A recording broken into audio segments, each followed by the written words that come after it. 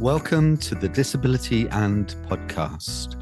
I'm Colin Hambrook, the founding editor of Disability Arts Online, and it's my real pleasure this month to introduce Ellen Renton, poet, performer and theatre maker from Edinburgh. While keeping poetry at its core, her work is varied and has included theatre, journalism and multimedia collaborations. Indeed, Ellen's worked with Disability Arts Online several times over the years. And Ellen, this latest project you've been working on this year, the Archive Stories project with the Paralympic Trust. Can you tell us a bit about it?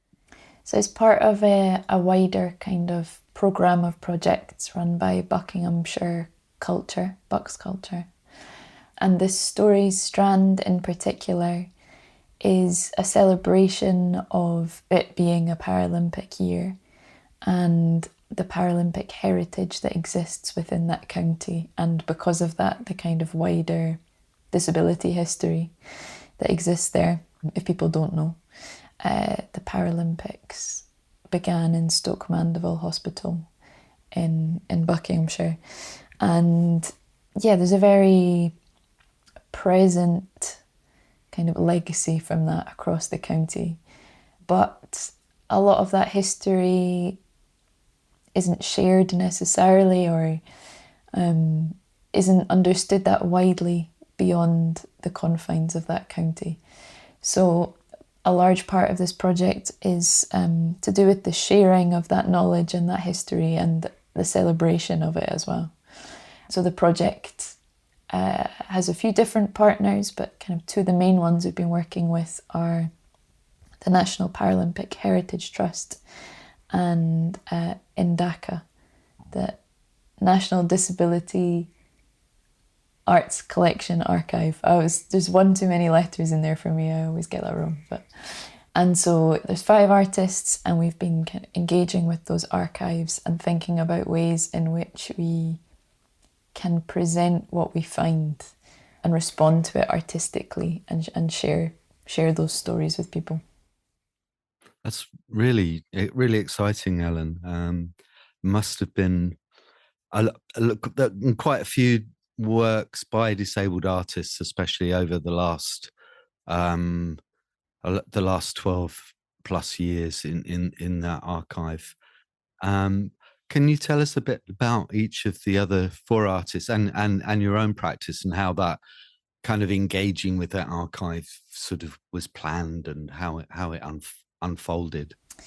Yeah, so I was kind of first involved with the project because of some work I had done connected to the Paralympics previously through a piece of theatre that I had written and performed called Within Sight, which was a story about a character who'd been unsuccessful in making it to the Paralympics, and it was kind of a discussion about where we hold the Paralympics culturally and how it shapes our view of disabled people. So that had kind of led to my involvement in the initial discussions around this project. And when I was asked kind of what would be your dream in terms of how to engage with these archives, I said that I felt this really felt like the perfect project to form a collective for.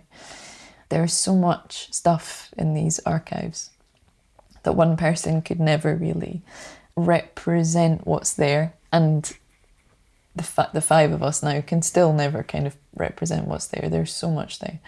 But it's a really beautiful thing to look through all of this history with a group of people who represent not only different disabled identities, but different identities generally, different personalities, different art forms and different life experiences.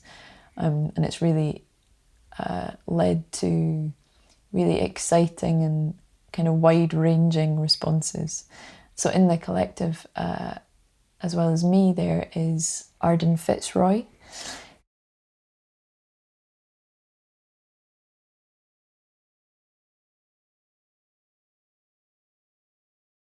Arden does a lot of work for stage, writing and poetry, but also more kind of conceptual visual poetry, I would say, in terms of what they're working on for the exhibition, and also has a background in stage combat and a lot of physical movement, which is really interesting given the Paralympic connection. And then we have Jess Starnes, who again has a very varied practice, works with textiles, works digitally, works with participatory and community art, but also has really extensive knowledge about museums and exhibitions and kind of best ways of presenting art to people. We have Guy Morris, who's a visual artist. Again, that term being quite broad, he works in a lot of different mediums and with different materials, a lot of sculpture, as well as print and things like that. And then we have Noura Sahar Ali, who works with text and also with sound and does a lot of work with radio, and also has a background in kind of philosophy of disability and academia. So it's very varied, but there are lots of ways where everyone's practices intersect. And that's quite exciting because I feel like everybody is kind of encouraging different things out of each other, or kind of different collaborations are popping up as we go, but there's not a sort of natural, this person will do all the writing and this person will do all the sound. Everyone's kind of chipping in with different parts of it. So it does feel like a true collective in that sense. How did the collective come together? Did you choose each other, or what was the basis for founding the collective? It was just through open call, looking for people who were interested in archives and working with archives, and then looking for people who were keen on collaboration or had previously worked collaboratively, and then also people with connections to the county of Buckinghamshire as well. How did you go about then going into those archives? What form were the archives presented to you in?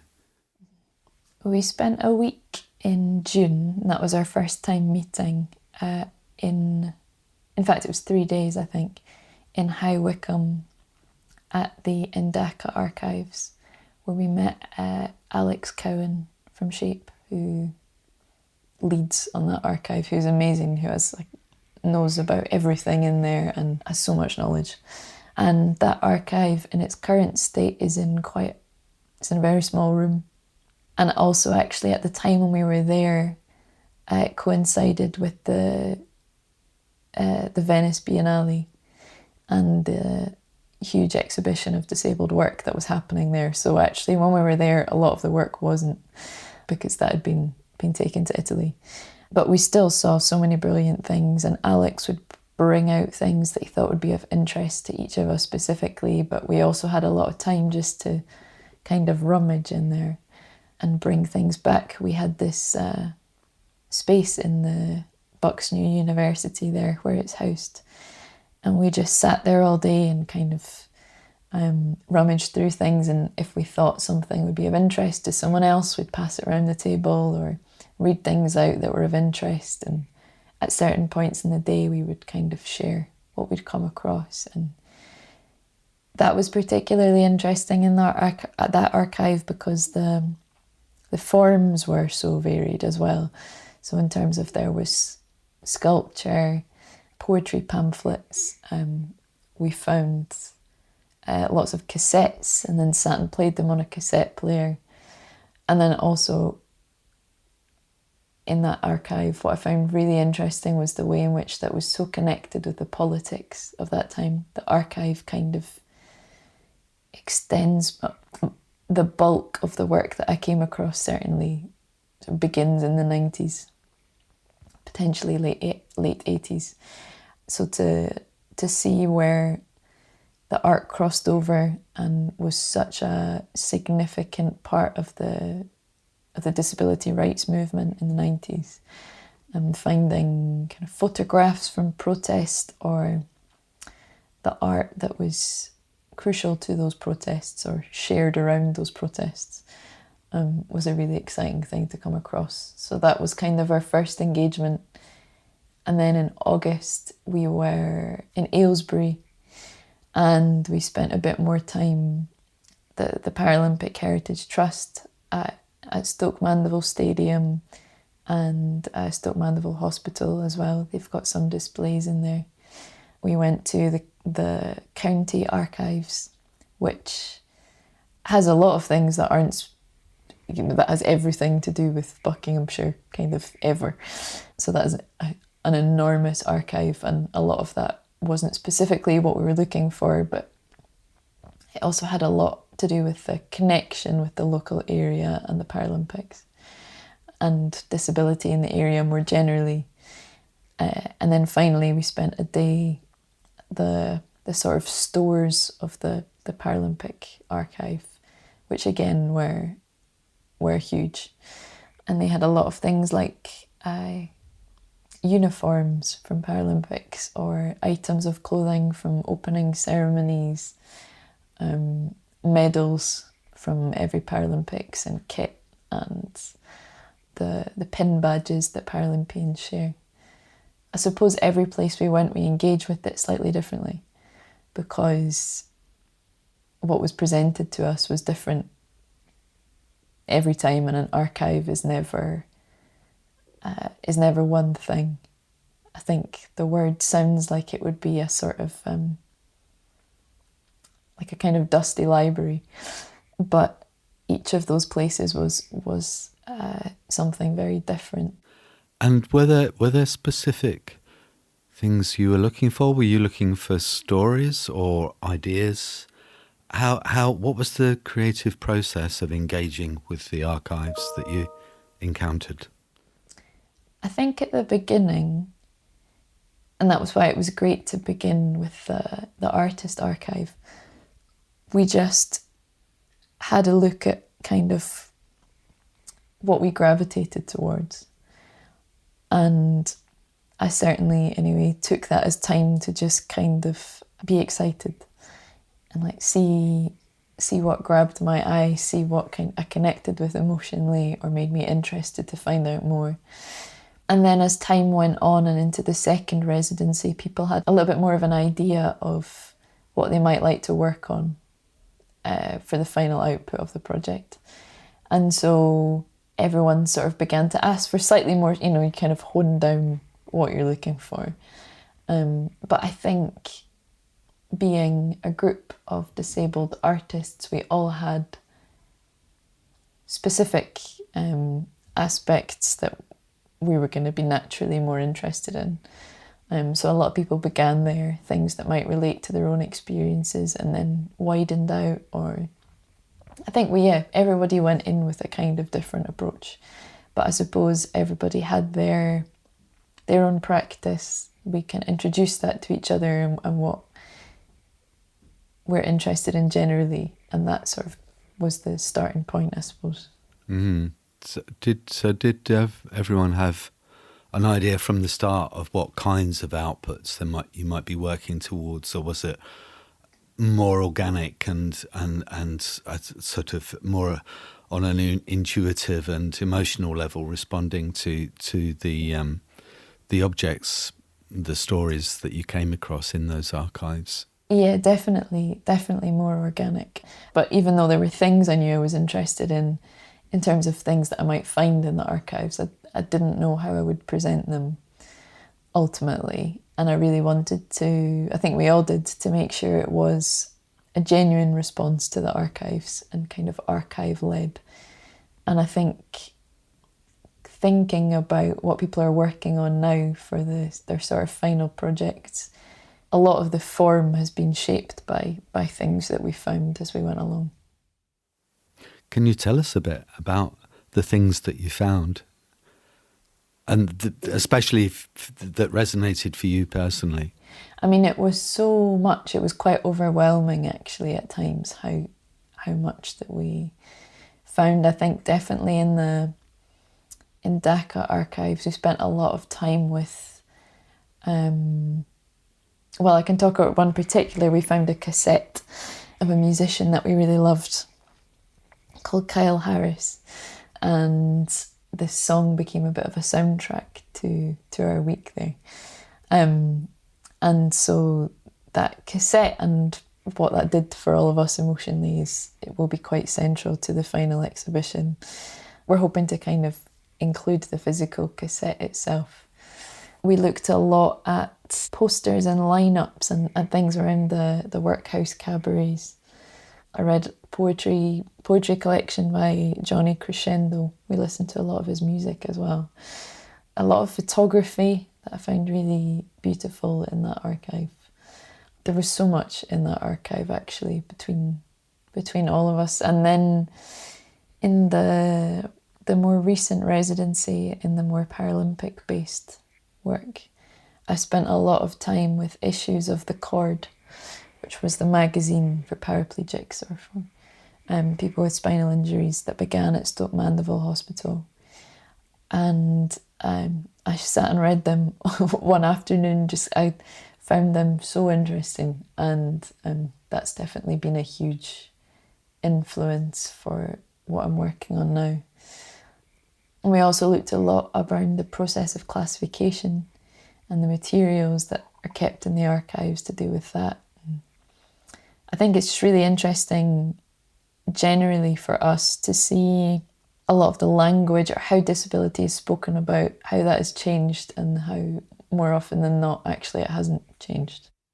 Yeah, the specific terms that tend not to be used now that were really important then, things like arts and disability was a really important way of distinguishing political work from work by disabled artists that was not necessarily informed by disability from a social model perspective. Mm-hmm.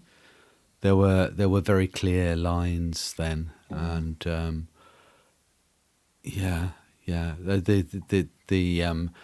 the art was very much led by the disability movement through those years. It was very much the art was a product of the disability rights agenda. I'm really interested to know more about your output and how what you've because I know you work in so many different ways. Poetry is a kind of core medium that you're incredibly skilled and have had a lot of success in, dare I say. Is it poetry that you're focusing on, or are you experimenting with other forms as well? Yeah, I think it will be. So the sort of final outcome, which we're still in the process of organising, but will likely be in November, is an exhibition which will showcase all the work from the whole collective. And so there are things that people are working on individually or collectively, and we're kind of interested in where what each of us does can overlap. But in terms of what I'm working on for it, yeah, it is mostly poetry that I'll be doing, but I was quite interested in the form of that, basically, and how that can be presented in an exhibition in a way that's interesting. So for instance, one piece that I'm making in response to the Cord magazines, I was so fascinated by the fact that so many of the articles I was reading, that they were from the 70s mostly, and I just thought these are conversations that disabled people are still having about frustrations with transport, with work, with funding, with social attitudes. I felt a lot of recognition when I read those articles, and even though the context has changed and maybe the language has changed, really at what was at the essence of the disabled people's frustrations are still what we're frustrated with now. So I took a lot of the phrases that stuck out to me from those articles and created a kind of a found poem with those phrases. But in terms of the form and how it'll be presented, I came across there's a sculpture at NDACA, which was the first thing that we saw when we arrived there, and the artist's name has totally gone from my mind, but it is a sculpture of a man in an armchair, but it's all made out of cardboard. James Lake. Yes, yeah. yes. Yeah. And I thought it was beautiful when I first saw it, and Alex at NDACA was explaining that because quite often materials that will last or that are expensive have not been available to disabled artists. That's one sort of thing that a disabled archive or a disability arts archive comes up against, is that things that disabled artists are making are not necessarily going to last forever. And that cardboard structure is a good example of that, because that won't keep that shape. This idea that these artworks won't be there forever, and those materials are not built to last, and therefore that art isn't built to last. But there was something quite beautiful about that, and all of us definitely became really inspired by that idea of impermanence and how that relates to, who gets remembered and whose work remains in an archive or whose work is preserved and whose isn't. Yeah, and a remarkable thing about that sculpture is that, and I remember Tony Heaton commissioning it for Shape back in the day, and him saying then about how it will change over time because of the nature of the materials, and how we have this idea of art, especially kind of sculpture and 2D art, that it's preserved in the form it was in when it was first made, for forever. That somehow we have this sort of idea of impermanence about art, when art really is as much about the process, and that piece of work says so much about process, because of the nature of the materials that James works with. So how did you what has your response been? Is it a poetic response? How are you thinking about how that will then be presented? I think that particular piece is so funny when that's the first thing that we saw, and I think actually it's had such a lasting impact on everyone. But definitely that idea of impermanence is, I feel like there's echoes of that throughout the exhibition in lots of different ways. But for me, as opposed to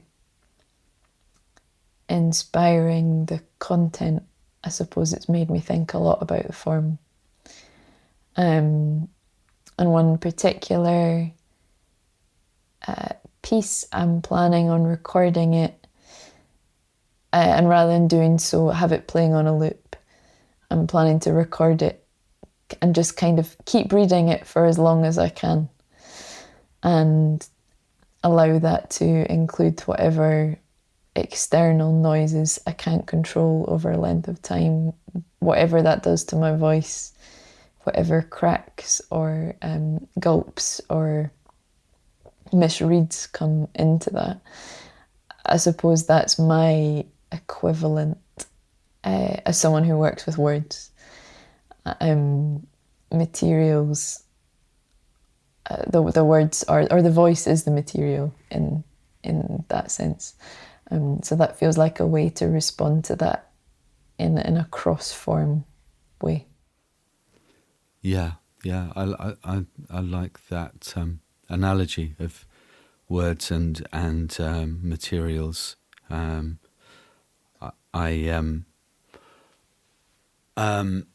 I'd love to hear a bit more about the final exhibition, where it's being shown, and how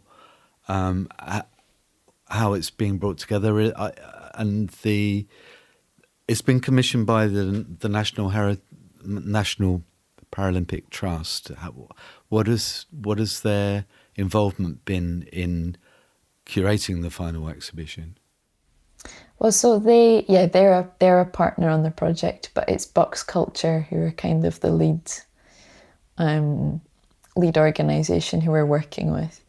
There's several organisations involved, both in terms of how they let us into their archives, but also part of working with them was the fact that this exhibition will respond to a new set of oral histories that they have recorded with ex-Paralympians.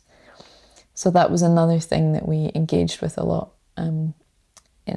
we have and continue to do so, because it's a wealth of material there. They have, I think it's 12 or 14 new oral histories, which are all about an hour and a bit long. So there's a lot of stuff in there for us to listen to and to respond to as well. So, And are they stories of the Paralympians themselves? Yes, yeah, and not only their Paralympic experience, but a lot about their childhood and how they got to a sort of Paralympic place, how they came into sport, and also what the Paralympic experiences were like and what life was like for them afterwards. So they've been a really interesting resource to have as well. And there are quite a few responses to them in the final exhibition. Did any of those stories relate? You were talking earlier about the magazines from the 70s that you were delving into. Was it Cord, I think? Did any of those stories from those oral histories kind of echo with stories that you'd read in the magazines? Yeah, absolutely. And the time range for the oral histories was fairly broad as well. Some younger people, but a lot of people who were at the Paralympics in 80s, 90s. And I think what I really loved about the oral histories was how they kind of rail against a sort of inspiration narrative. And I suppose that's always going to happen when you hear about someone's whole life and all the ordinariness in their life and all the exciting things as well. When you hear about a full life like that, it puts moments like the Paralympics into context. So I really enjoyed listening to people talking about the jobs they had or their experience at school, and then in the same breath talking about their time as a Paralympian, and the way that they sort of normalised those experiences. So yeah, there's something else that people are responding to, but the final exhibition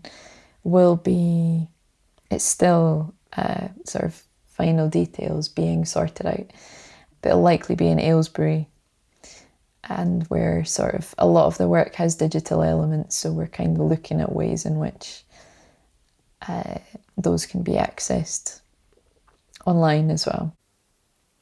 Going back to the oral histories, were there any oral histories, stories from within those oral histories that kind of stood out for you, that you echoed with your own experience? Yeah, I'm actually have been doing that this week, still kind of working through a lot of them, but I've been focusing on listening to some blind and visually impaired athletes, because that relates to my own experience, and interested in hearing about particularly their experiences of school, trying to respond to that in some way, or their experiences of getting into the sport. And I think what I find interesting across a lot of the histories is a a sort of parallel between my own experience of arriving at poetry and their experience at arriving of sport. The idea that it's different for different people, but finding a space in which you are allowed to be disabled and you are allowed to need what you need and your body's allowed to do what it does. And the contrast in how people speak about their younger experiences and then their time as a Paralympian is huge, because of the contexts of those situations and the isolation potentially giving way to community. And I feel like that's a really beautiful thing that's at the heart of them. And I definitely, felt a connection to that.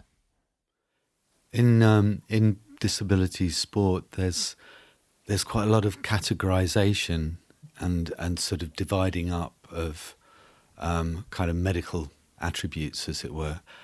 How did people, like within their own words, how did they kind of relate to that? Was there some resistance?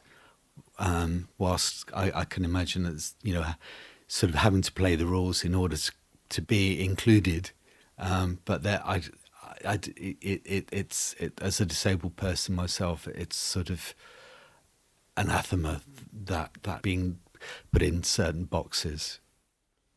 It's really interesting because I knew that not all categories are included at all Paralympics, in the sense that, at the Olympics, not all sports are included every single iteration of the Olympics. They might swap them around. Same with the Paralympics.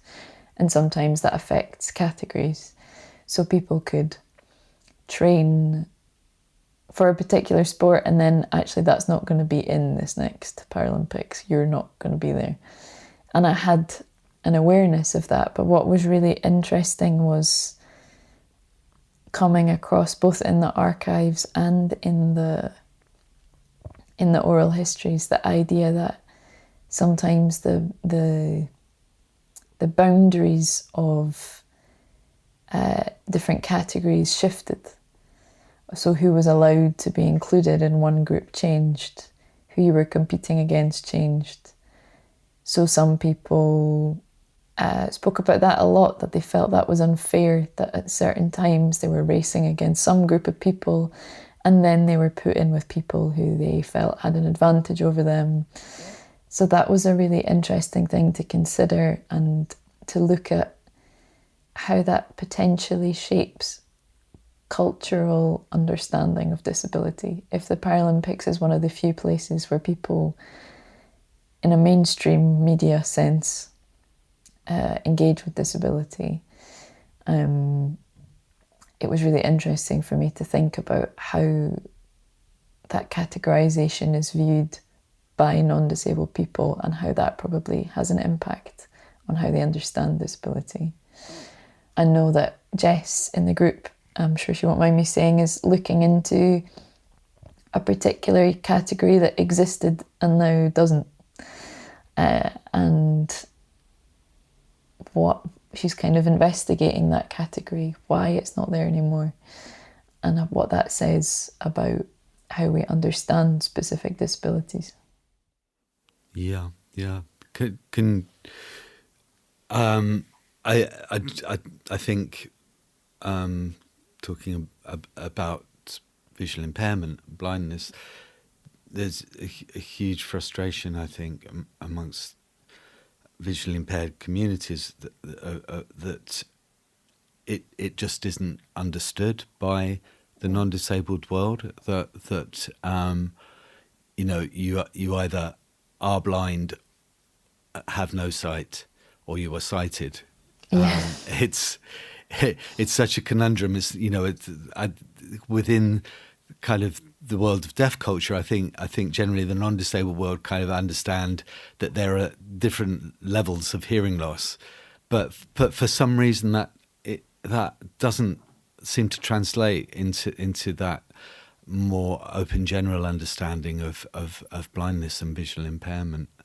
I suppose generally we're not good kind of overall at like anything partial, any complex identities or anything that doesn't exist in a binary. I think people generally, just culturally, we're not so good at understanding that. But I know as well, especially in visually impaired community, there's a lot of, for instance, a lot of Paralympic categorisation or sports categorisation would take into account visual field, so kind of how your peripheral vision and how wide your vision is, and visual acuity, how far you can see.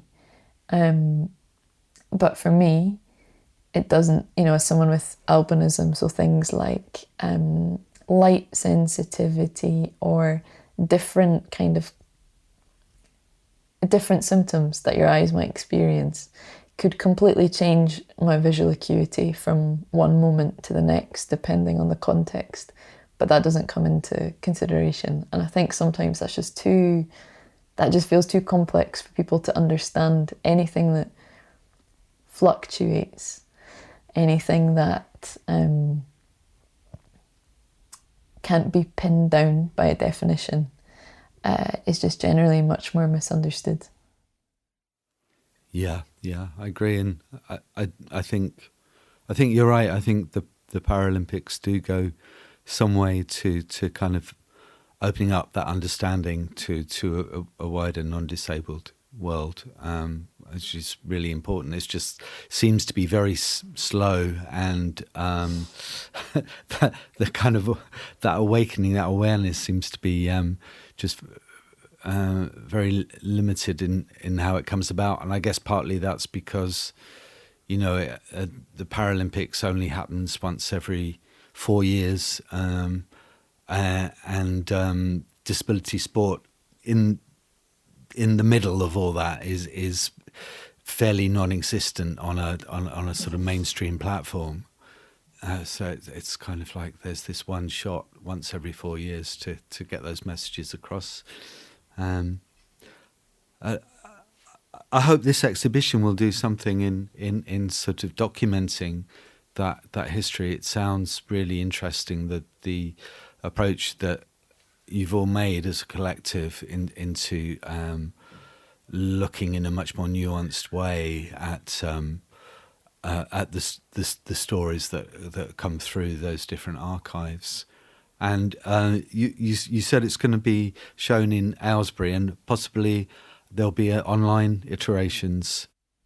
Yeah, there'll definitely be online elements. A lot of people are working in digital formats, or formats that, there might be something physically in the exhibition, but it kind of exists beyond that as well. So I think there would definitely be a digital way people can engage with it as well. That's fantastic, and I really look forward to kind of delving into that work more. It's kind of from personal perspective. I that archive at NDACA is kind of a lot of my life is in that little room. A lot of the people and a lot of the work that I was engaging with through the 90s is there. What's next? What's next for you after this project is over?